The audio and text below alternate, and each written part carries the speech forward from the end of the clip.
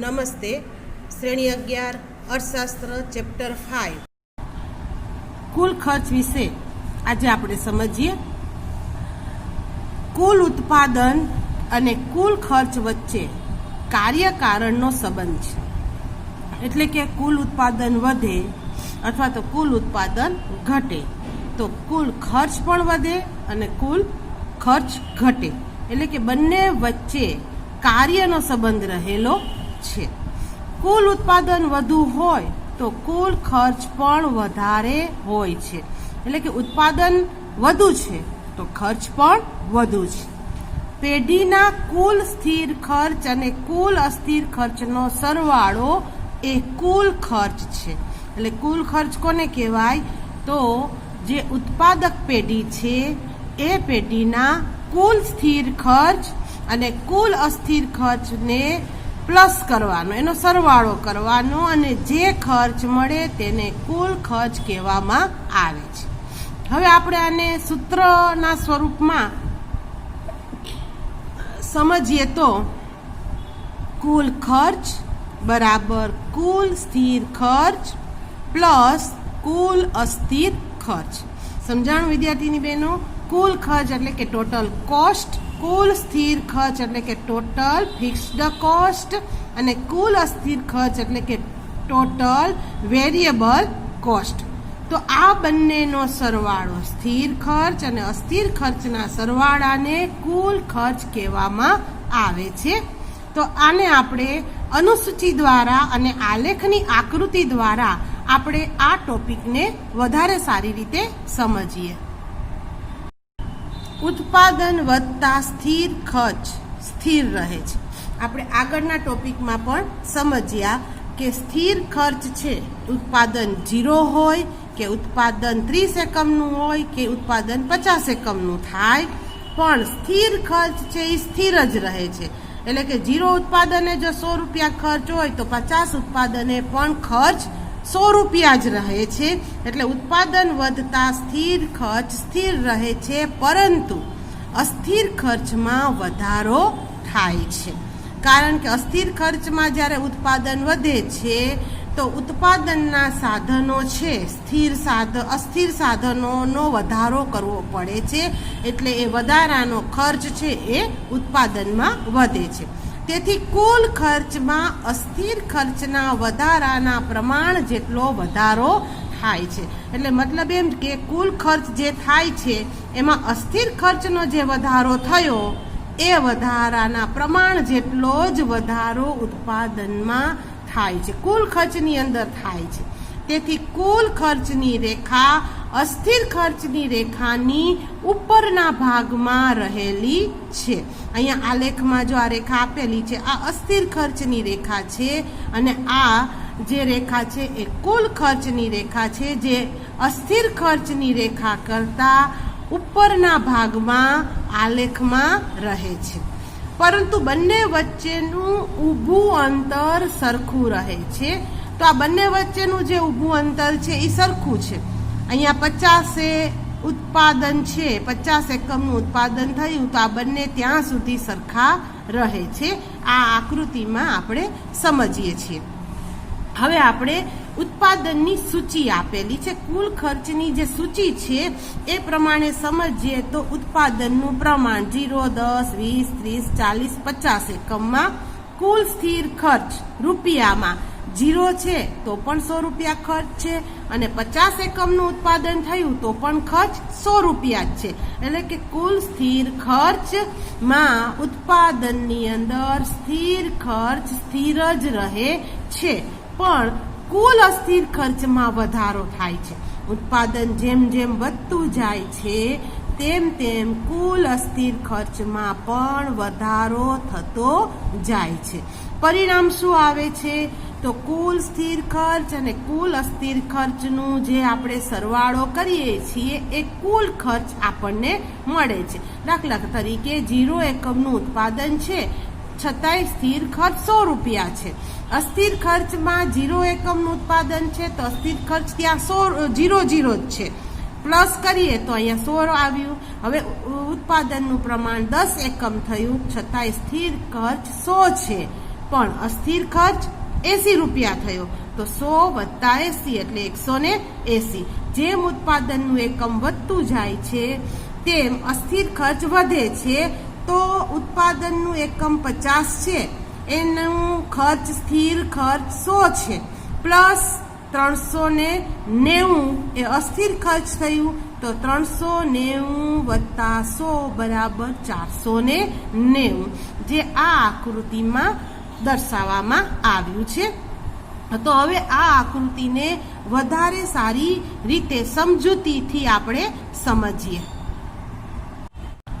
કુલ ખર્ચને આપણે આકૃતિ દ્વારા વધુ સારી રીતે સમજીએ તો આકૃતિમાં આપેલ OX ધરી પર ઉત્પાદનના એકમ દર્શાવવામાં આવેલા છે. 100, 10, 20, 0, 10, 20, 30, 40, 50, 60 એ રીતે. અને OY ધરી પર ખર્ચ દર્શાવવામાં આવેલો છે. 100, 200, 300, 400, 500, 600 એ રીતે. તો જેમ જેમ ઉત્પાદન વધે છે સ્થિર ખર્ચમાં કોઈ ફેરફાર થતો નથી, ખર્ચ સ્થિર જ રહે છે.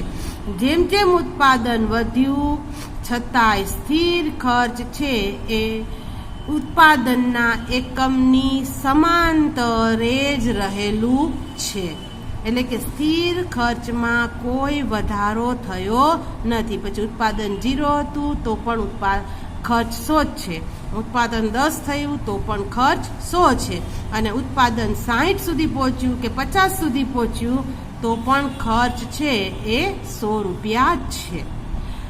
પરંતુ અસ્થિર ખર્ચ છે એ વધે છે. અસ્થિર ખર્ચમાં વધારો થાય છે, પરિણામે ઉત્પાદન વધતા કુલ ખર્ચ પણ વધે છે. અસ્થિર ખર્ચ વધે છે એટલે ઉત્પાદનના કુલ ખર્ચમાં પણ વધારો થાય છે. તો સ્થિર ખર્ચની રેખા OY ધરી પર P બિંદુથી શરૂ થાય છે એ રીતે આ દર્શાવે છે. સ્થિર ખર્ચની જે રેખા છે એ OX ધરી ઉપર P બિંદુથી શરૂ થાય છે. આ જે P બિંદુ છે, P બિંદુથી આ શરૂ થાય છે, જે સમાંતર રેખા દર્શાવે છે. જ્યારે ઉત્પાદન 0 હોય ત્યારે પણ સ્થિર ખર્ચ તો OP જે આ રેખા છે એટલે કે 100 જ ખર્ચ છે એટલું જ બતાવે છે. કુલ અસ્થિર ખર્ચ 0 હોય છે, અને કુલ અસ્થિર ખર્ચ પણ કેવું હોય છે? OP બિંદુ ઉપર અસ્થિર ખર્ચ શૂન્ય જ બતાવે છે. અસ્થિર ખર્ચ પણ 0 બતાવે છે, કારણ કે ઉત્પાદન પણ 0 છે તો અસ્થિર ખર્ચ પણ 0 હોય છે. પરંતુ જેમ જેમ ઉત્પાદન વધતું જાય છે તેમ કુલ સ્થિર ખર્ચ સ્થિર જ રહે છે, પણ અસ્થિર ખર્ચ છે એ વધતું જાય છે. દાખલા તરીકે 0 ઉત્પાદન પર અસ્થિર ખર્ચ 0 જ છે, પણ 10 એકમનું ઉત્પાદન થયું તો અસ્થિર ખર્ચ છે એ વધ્યું. પરિણામે અહીંયા અસ્થિર ખર્ચ છે 80 બતાવે છે. 80નો વધારો થયો તો અહીંયા 80 રૂપિયા બતાવવામાં આવ્યા છે. તો આ રીતે અસ્થિર ખર્ચ વધતું જાય છે. તેથી કુલ અસ્થિર ખર્ચની રેખા અહીંયા ડાબી બાજુથી, આપણી ડાબી બાજુથી જમણી બાજુ તરફ નીચેથી ઉપરની તરફ જાય છે. નીચેથી કેવી રીતે જાય છે? ઉપરની તરફ જાય છે, કારણ કે ઉત્પાદન વધે છે તેમ ખર્ચ પણ વધે છે. એટલે રેખા કેવી રીતે આવશે? અસ્થિર ખર્ચની ડાબી બાજુથી જમણી બાજુ ઉપરની તરફ રેખા જતી હોય છે, અને કુલ ખર્ચની જે રેખા છે એ આ અસ્થિર ખર્ચની રેખાની સાથે સમાંતરે એ જ રીતે આગળ વધે છે. તો કુલ ખર્ચની રેખા અસ્થિર ખર્ચની રેખાની ઉપર સમાંતરે આગળ વધે છે, A, B, C એવી રીતે. તો આ રીતે આગળ વધતું જાય છે. હવે આપણે આ આકૃતિ ઉપરથી, આ સમજૂતી ઉપરથી જે તારણ કાઢવામાં આવેલા છે એ 4 તારણની ચર્ચા કરીએ. કુલ ખર્ચના જે તારણો છે, આપણે જે સમજૂતી મેળવી એ સમજૂતીને આધારે તેના 4 તારણ કાઢવામાં આવેલા છે, જેમાં ઉત્પાદન શૂન્ય હોય ત્યારે કુલ અસ્થિર ખર્ચ પણ શૂન્ય હોય છે. એ આપણે આકૃતિમાં સમજ્યા કે ઉત્પાદન શૂન્ય છે તો કુલ અસ્થિર ખર્ચ પણ ત્યારે શૂન્ય છે.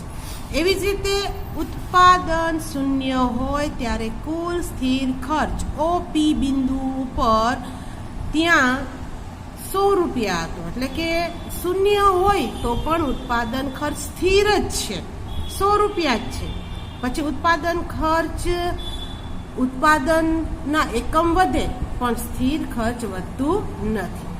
તો અસ્થિર ખર્ચ શૂન્ય અને કુલ ખર્ચ ઓપી છે, એટલે કે 100 રૂપિયા છે.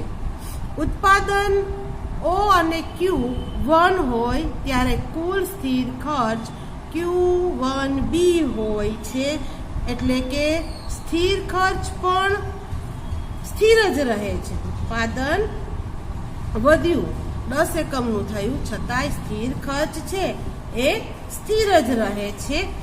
અને અસ્થિર ખર્ચ છે એ Q1C, એટલે કે કુલ ખર્ચ QA1A છે, એટલે કે ઉત્પાદન 10 એકમ વધ્યું તો ખર્ચ પણ વધ્યો, એટલે કુલ ખર્ચમાં પણ વધારો થયો. એવી જ રીતે ઉત્પાદન OQ2 છે, ઉત્પાદન OQ2 છે તો કુલ સ્થિર ખર્ચ Q2F છે, એટલે કે ઉત્પાદન વધ્યું તો પણ સ્થિર ખર્ચ તો એ સમાંતર જ છે, F છે. સ્થિર ખર્ચ સ્થિર જ જોવા મળેલું છે. જ્યારે અસ્થિર ખર્ચ છે Q2G, એટલે કે એમાં ઉત્પાદન વધ્યું, ઉત્પાદન 30 એકમે અહીંયા પહોંચી ગયું તો અહીંયા જે કુલ ખર્ચ છે એ અહીંયા 300 થી ઉપર જતો રહ્યો. તો આ તારણ છે એ શું બતાવે છે? સ્થિર ખર્ચ શૂન્ય ઉત્પાદન હોય કે વધુ ઉત્પાદન હોય તો એ કુલ સ્થિર ખર્ચ સ્થિર જ રહે છે, પણ ઉત્પાદન વધે તો અસ્થિર ખર્ચ પણ વધે છે, અને અસ્થિર ખર્ચ વધે છે તો કુલ ખર્ચ પણ વધે છે. નમસ્તે.